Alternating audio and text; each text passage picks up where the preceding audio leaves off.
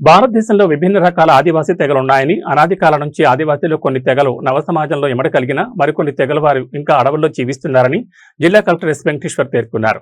ఆదివాసీ దినోత్సవం సందర్భంగా ఆదివారం తిరుపతిలోని కచ్చపి ఆడిటోరియంలో నిర్వహించిన కార్యక్రమాలకు జిల్లా కలెక్టర్ ముఖ్య అతిథిగా హాజరు కాగా స్థానిక ఎమ్మెల్యే ఆర్ఎన్ శ్రీనివాసులు, జేసీ గోవిందరావు తదితరులు ఈ కార్యక్రమంలో పాల్గొన్నారు. ఈ సందర్భంగా జిల్లా కలెక్టర్ మాట్లాడుతూ ప్రపంచవ్యాప్తంగా చాలా కొద్ది దేశాల్లో మాత్రమే విభిన్నమైన ఆదివాసీ తెగలున్నాయని, భారతదేశంలో కూడా అనేక గిరిజన తెగలున్నాయని తెలిపారు. ప్రస్తుతం ఉన్న నాగరిక ప్రపంచం ఒకప్పుడు ఆదివాసీలుగానే ఉండేవారని తెలిపారు. ఆదివాసీలలో మనోధైర్యం చాలా తక్కువగా ఉంటుందని, వారికి మనోధైర్యం పెంచే అవగాహన కార్యక్రమాలు చేపట్టాలని తెలిపారు. గిరిజన ప్రాంతాల్లో నివసిస్తున్న తెగల వారి సమస్యలు భిన్నంగా ఉంటాయని పేర్కొన్నారు. రాష్ట్ర ఉప ముఖ్యమంత్రి కొణిదెల పవన్ కళ్యాణ్ ప్రభుత్వం ద్వారా 2,300 కోట్లు ఖర్చు చేసి గత 2 సంవత్సరాల కాలంలో గిరిజన ప్రాంతాలకు రోడ్ల సౌకర్యం కల్పించారన్నారు.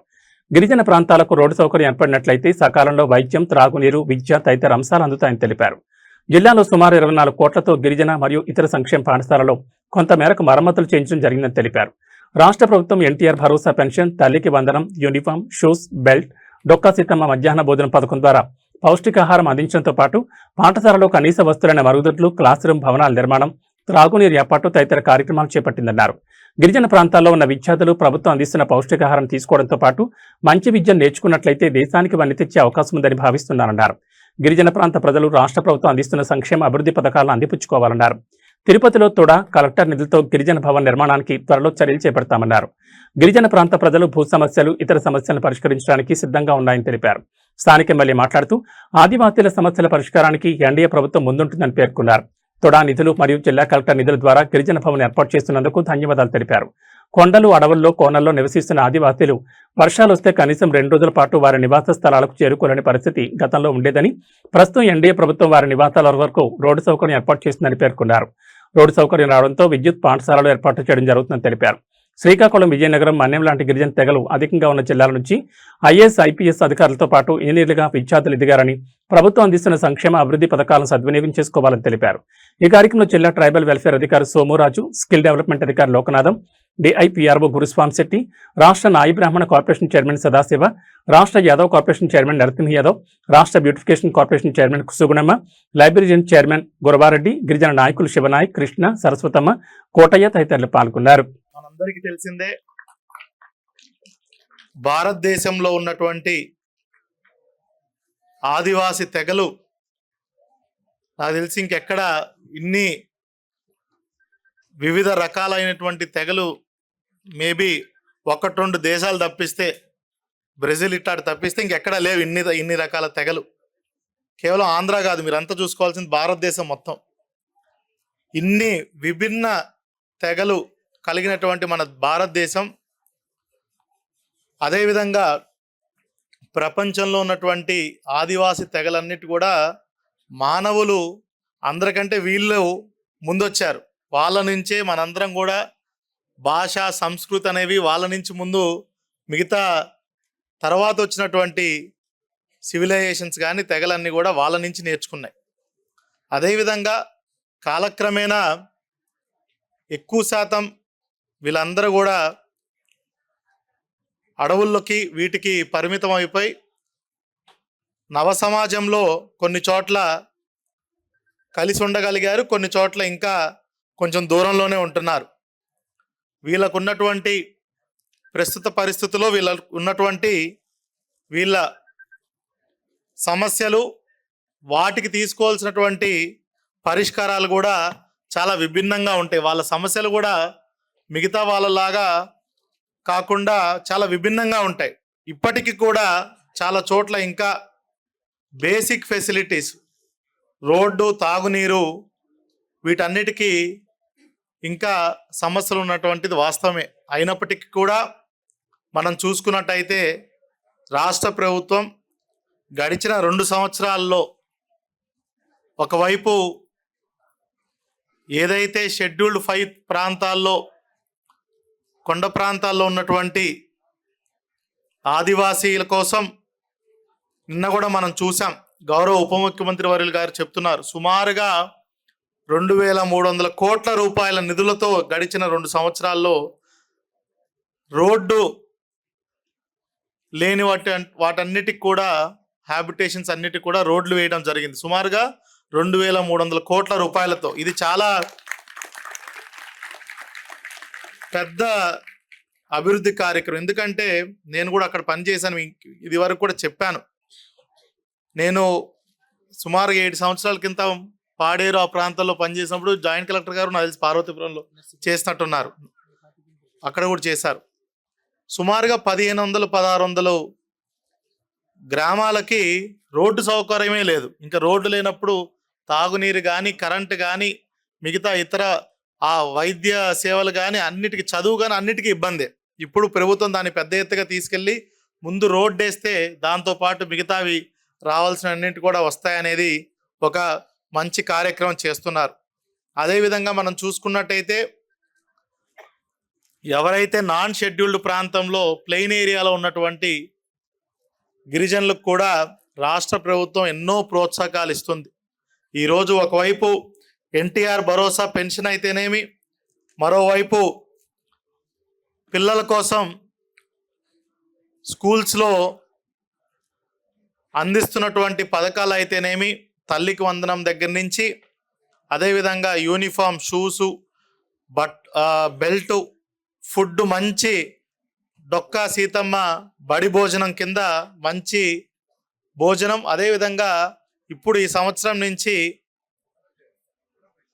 ఇన్ఫ్రాస్ట్రక్చర్ అంటే ఎక్కడైతే స్కూల్స్లో టాయిలెట్స్ కానీ, అదేవిధంగా నీరు కానీ, భవనాలు కానీ, క్లాస్ రూమ్స్ కానీ బాలేవో వాటన్నిటిలో కూడా అన్ని ఇన్ఫ్రాస్ట్రక్చర్ ఫెసిలిటీస్ కూడా ఈ సంవత్సరం నుంచి రాష్ట్ర ప్రభుత్వం టేకప్ చేస్తుంది.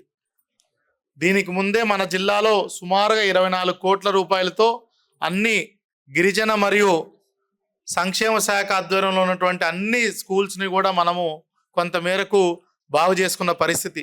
డిఎంఎఫ్ నిధులతో అయితేనేమి, సిఎస్ఆర్ నిధులతో అయితేనేమి, అదేవిధంగా రాష్ట్ర ప్రభుత్వం అందించినటువంటి నిధులతో. అయినప్పటికీ కూడా నేను తరచుగా ఫీల్డ్ విజిట్లో కూడా చూశాను, మొన్న కూడా మరొకసారి చూస్తున్నాను. ఇంకా పిల్లల్లో, ముఖ్యంగా గిరిజన పిల్లల్లో ఆ మనోధైర్యం ఇంకా కొంచెం పెంపొందించవలసి ఉంది. కొంచెం అండర్ కాన్ఫిడెంట్గా ఉంటారు పిల్లలు. ఒకటి, దానికి ముఖ్య కారణం వాళ్ళు ఉండవలసినటువంటి హైటు, వెయిట్ కంటే మామూలుగా సాధారణంగా కొంచెం తక్కువ ఉంటారు. అన్నీ కూడా మనం గమనించాలి. మనం స్కూల్స్లో ఇచ్చేటువంటి భోజనం కూడా అందరూ చక్కగా తీసుకోవాలి. బాగా పాఠాలు చెప్తున్నారు, ఇప్పుడు మంచి కరికులం కూడా చెప్తున్నారు. అవన్నీ కూడా మీరు అందిపుచ్చుకొని వాటన్నిటిని కూడా మీరు సద్వినియోగం చేసుకుంటే రేపు మంచి ఉద్యోగాల్లోనూ దేశానికి కూడా ఒక వన్న తెచ్చిన వాళ్ళు అవుతారు. ఈరోజు ఈ కార్యక్రమంలో అందరూ నాకు తెలిసి నాయకులు మాట్లాడుంటారు, ప్రజాప్రతినిధులు కూడా మాట్లాడుంటారు. అందరూ కూడా మెయిన్ మేము ఫోకస్ చేసేది పిల్లల గురించే. మీరు కనుక ఈరోజు మీ భవిష్యత్తు కనుక బాగుపరుచుకున్నట్టయితే రాష్ట్ర ప్రభుత్వం అందించేటువంటి సంక్షేమ కార్యక్రమాలు కానీ, అభివృద్ధి కార్యక్రమాలతో మీ కష్టం కూడా కొంచెం తోడు చేస్తే ఖచ్చితంగా మన దేశం మంచి చేతుల్లో పడుతుందనేది కూడా మీకు తెలియజేసుకుంటున్నాను. చాలా సంతోషం. ఈ ప్రపంచవ్యాప్తంగా ఆదివాసులకు ఒకరోజు దినోత్సవ సందర్భంగా, ఒక పండుగ సందర్భంగా ఈరోజు జరుపుకుంటున్నాం. యావత్ ప్రపంచం అంతా కూడా ఈ యొక్క రోజున మీ యొక్క కష్టాలు, సుఖాలు అన్నిటిని కూడా పంచుకోవడం చాలా సంతోషం. వేదిక పైన ఉన్న నాయకులు కూడా కొన్ని సమస్యలు కూడా ప్రభుత్వం దృష్టికి, మా దృష్టికి కూడా తీసుకురావడం జరిగింది. ఇది ఇందాక మన కలెక్టర్ గారు లాస్ట్ ఇయర్ కూడా చెప్పారనేసి వెంకటరమణ నాయక్ చెప్పడం జరిగింది. కలెక్టర్ గారు కూడా దాన్ని వెంటనే స్పందించి ఇప్పుడు ఎస్టిమేట్ కూడా అప్రూవల్ అయింది, చేస్తాము.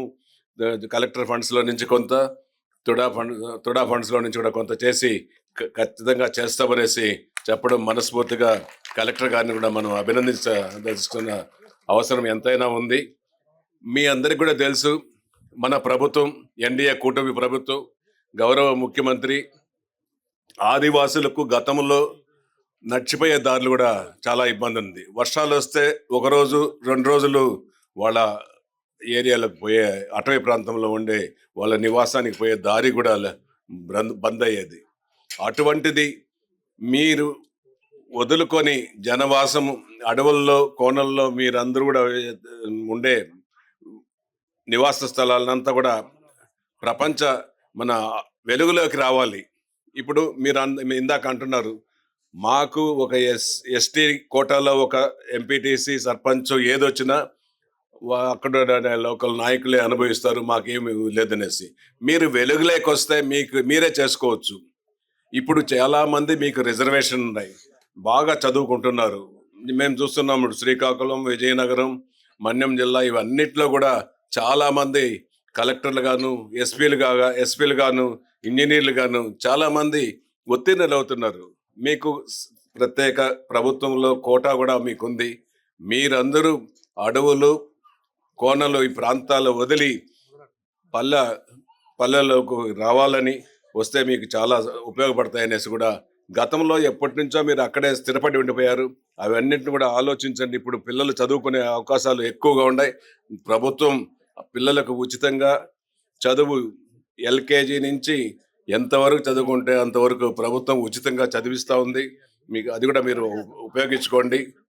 మీకు ఇవన్నిటిని కూడా గుర్తించి మన ఉప ముఖ్యమంత్రి శ్రీ కొణిదెల పవన్ కళ్యాణ్ గారు 2-3 రోజులు మీ ఆదివాసీ ప్రాంతాలలో తిరిగి, గ్రామాలు తిరిగి, డోలీ ప్రాంతాల్లో ఏదన్నా మార్గం లేకుండా డోలీలు మోస్తూ ఉంటే చూసి దాదాపు ఒక 1000 కోట్లు శాంక్షన్ చేసి, దాదాపు చాలా రోడ్లు, ప్రధాన రహదారులు కూడా తార్ రోడ్లుగా వేశారనేసి కూడా ఈ 2 ఏళ్ల కాలంలో ఈ సందర్భంగా మీ అందరికి కూడా తెలియజేస్తున్నా. మీకంతా తెలుసా తెలియదా అనేసి కూడా ఒకసారి ఆలోచించుకోండి.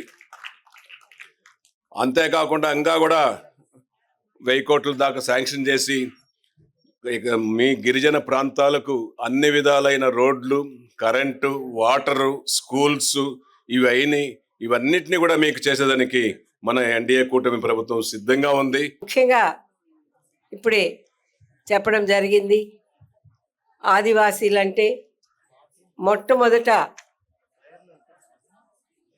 ఆది అంటే మొట్టమొదటిగా ఉన్నటువంటి జీవరాశుల్లో మరి కొండల్లో, గుట్టల్లో జీవించేవారు వారే ఈ రోజున ఆదివాసులు. వారు అక్కడికే పరిమితమైపోయి ఒక సివిలైజేషన్ అక్కడే ఉండేది. కానీ ఇప్పుడు మరి వారికి కూడా ఒక మంచి వాతావరణంలో వారు కూడా రావాలి, వాళ్ళు కూడా అభివృద్ధి చెందాలి అనే ఒక ముఖ్య ఉద్దేశంతో ప్రభుత్వం వారికి ఎన్నో సదుపాయాలు కల్పించి, మొట్టమొదటిగా ఏదైనా ఒక అభివృద్ధి కావాలంటే తప్పకుండా వాళ్ళు విద్యావంతులు కావాలి.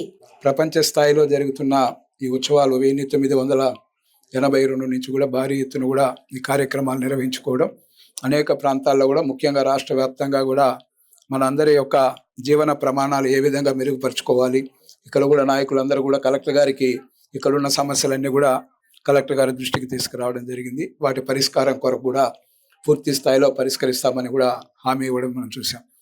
అదేవిధంగా రాష్ట్ర వ్యాప్తంగా చూస్తే ఎన్డీఏ కూటమి శ్రీ నారా చంద్రబాబు నాయుడు గారి ముఖ్యమంత్రిగా అనేక కార్యక్రమాల్లో భాగంగా ఈరోజు మీరు ఒకసారి చూస్తే ఏదైతే మన వారు నివసించే ప్రాంతాలు ఏవైతే ఉన్నాయో వాటన్నిటి అభివృద్ధి కొరకు అటు ముఖ్యమంత్రి గారు కానీ ఇటు పవన్ కళ్యాణ్ గారు కానీ అనేక విధాలుగా కూడా సహాయపడడమే కాకుండా విద్యలో ప్రతి ఒక్కరు కూడా ముఖ్యంగా ఆదివాసీ బిడ్డలందరూ కూడా ఉన్నత స్థాయి చదువులు చదువుకోవాలనే ఉద్దేశంతో ఒక మెస్ ఛార్జీలు కానీ ఇంకోటి కానీ అనేక విధాలుగా కూడా వాళ్ళకి అండగా ఈరోజు రాష్ట్ర ప్రభుత్వం ఉంది.